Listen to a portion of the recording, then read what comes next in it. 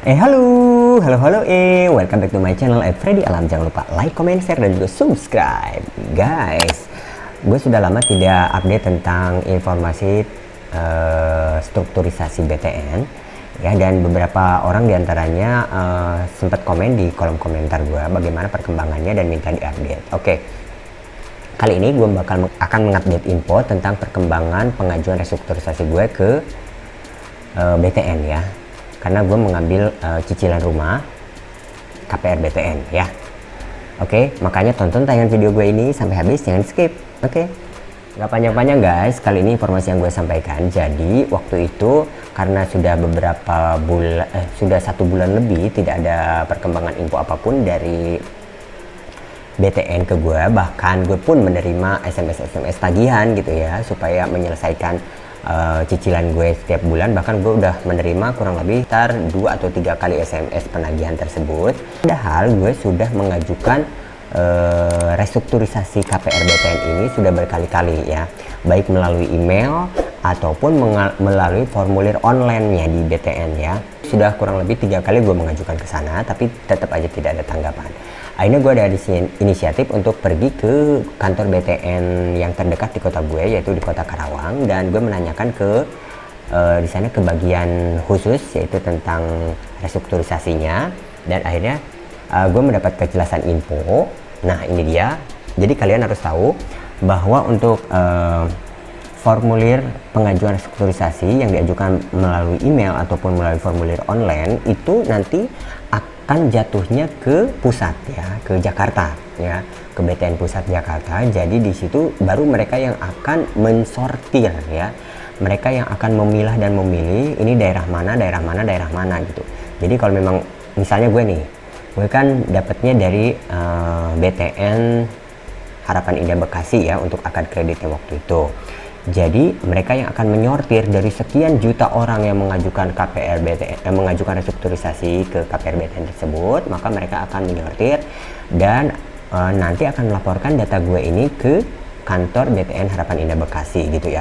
Dan itu barangkali memerlukan waktu yang cukup lama ya. Nah, kenapa masalahnya sampai saat ini kita tidak ada tanggapan apapun dari pihak BTN, bahkan yang ada kita ditagi-tagi gitu melalui SMS.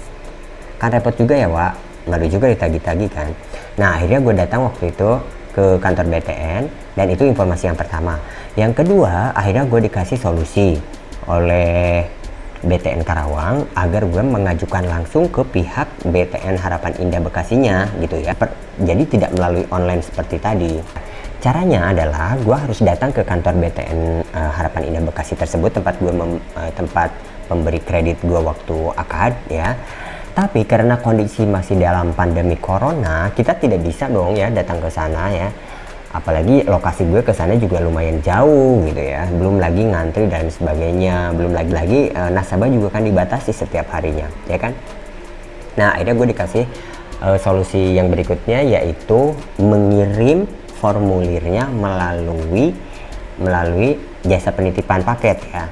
Mau lewat pos atau mau lewat JNE, Tiki, dan lain sebagainya, itu terserah. Dan gue dikasih formulirnya seperti ini. Hampir sama sih dengan formulir yang ada di formulir online BTN, tapi ini lebih banyak.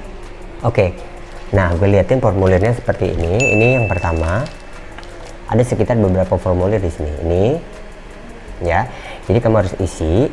Kemudian yang ini juga.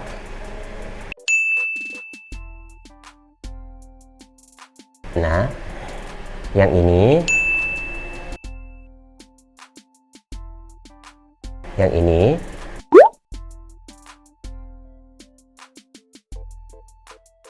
yang ini,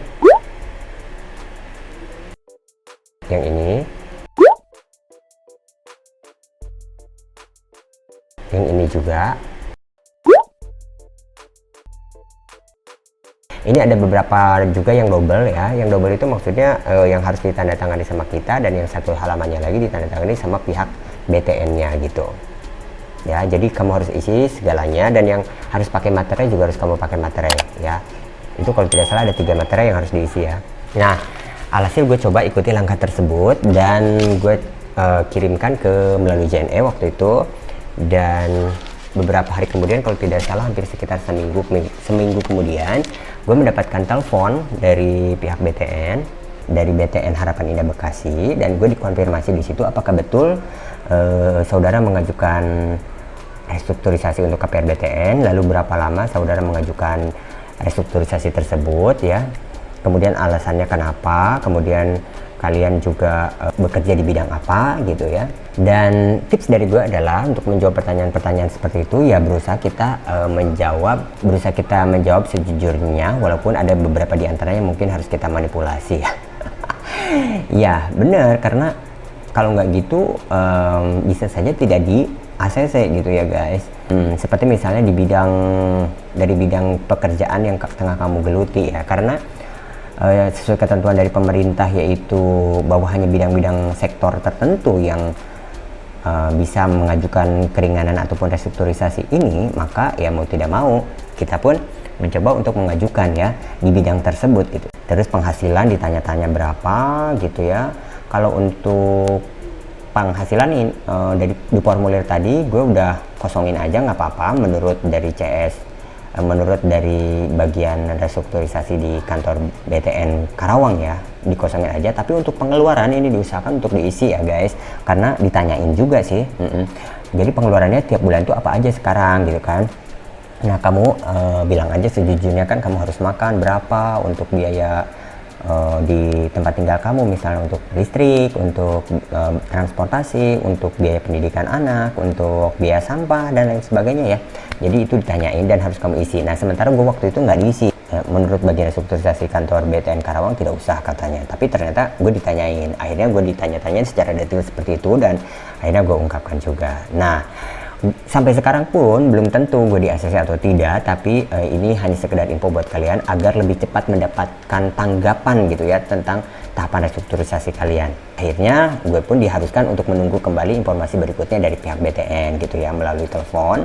Apakah gue harus datang juga ke kantor BTN-nya di sana, ataupun cukup dikabari melalui telepon saja ya. Tunggu updatean gue berikutnya. Makanya jangan lupa like, komen, dan juga subscribe channel @freddy_alam. Jangan lupa juga bunyikan lonceng notifikasi kamu supaya tidak ketinggalan updatean gue berikutnya, karena gue bakal update terus cuma di channel ini. Terima kasih sudah nonton, bye.